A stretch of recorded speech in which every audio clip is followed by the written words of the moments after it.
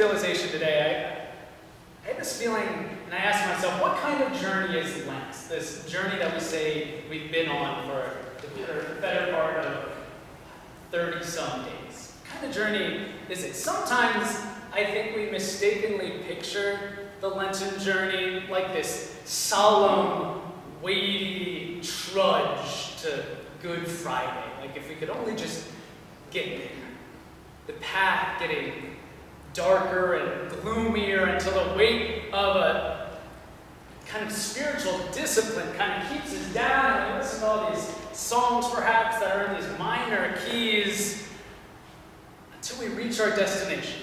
When the Easter candles are lit at Saturday evening's vigil, or the sunlight comes into the sanctuary Easter morning.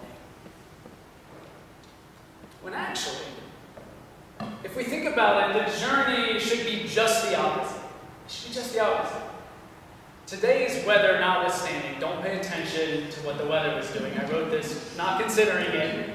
This weather notwithstanding, it's generally gotten warmer from the start of Lent until now, right? And it's gotten sunnier. Yeah, the darkness at least has gone away as the days have become longer. We can at least say that much. And hopefully, the days have also gotten lighter. Our journey here on Wednesday evenings have been defined by giving things up to make our journey lighter. For instance, if we go back to some of the weeks that we've had, the first week we talked about giving up fear, the story of Jesus in the wilderness. The second week we talked about giving up indifference to the words of the prophets who kind of call us to task. Another week we talked about giving up control, the things in this life that we like to control. I like to think of it this way. I was thinking about this metaphor as I was sitting here today at church. Whenever I go on a backpack trip, there's that first day when you pack your backpack full of everything that you need, and the heaviest part of it all is the food. You pack it to the brim because you're going to need all that sustenance for the journey ahead. And then, slowly but surely, as you travel, in fact, every time you intentionally stop to nourish yourself, you get stronger, and the pack gets lighter. And by the end of the trip, you nearly have an empty pack.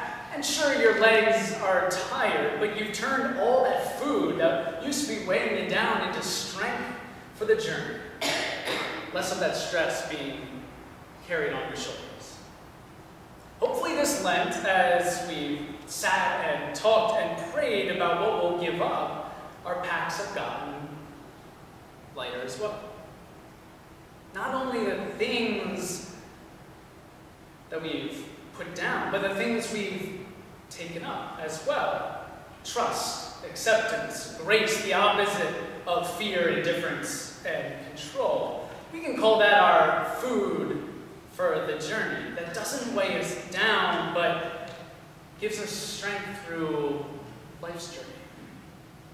And tonight we get one more. Tonight we get one more thing to give up and to take up. Tonight we get to shed those final extra pounds in our Lenten backpacks and take up that last bit of strength we need to see us through Palm Sunday and eventually to Easter. So we'll turn back to our gospel lesson for today. In our gospel lesson today, we hear that we're supposed to give up excess and take up simplicity. And I know if you just heard that story, it actually sounds like the exact opposite, right? Like, oh, we should be lots of excess, right? Oh, what with that business with the perfume and all that? I don't know, Pastor Dan. I don't know if I'm following here. Just give me a second.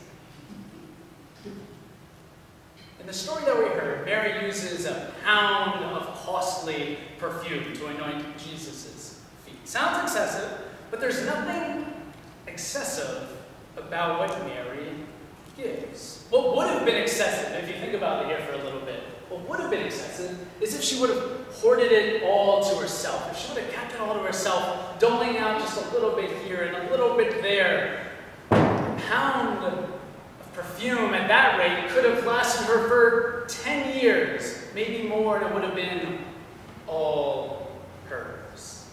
That would have been excessive. But instead, she showed us how a simple, gracious act of breaking the costly perfume and using it for something holy, the simple act of blessing another person with love and tenderness and grace. That's what makes the act simple and not excessive. As our final task as we enter Holy Week, this is what I commend to all of us. Let us take the excess that remains from our backpacks, those things that we say we have to hoard and use for ourselves, and instead, not strengthen ourselves, but strengthen others by giving them the lightest, most simplest gift of all, the simple act of loving one another.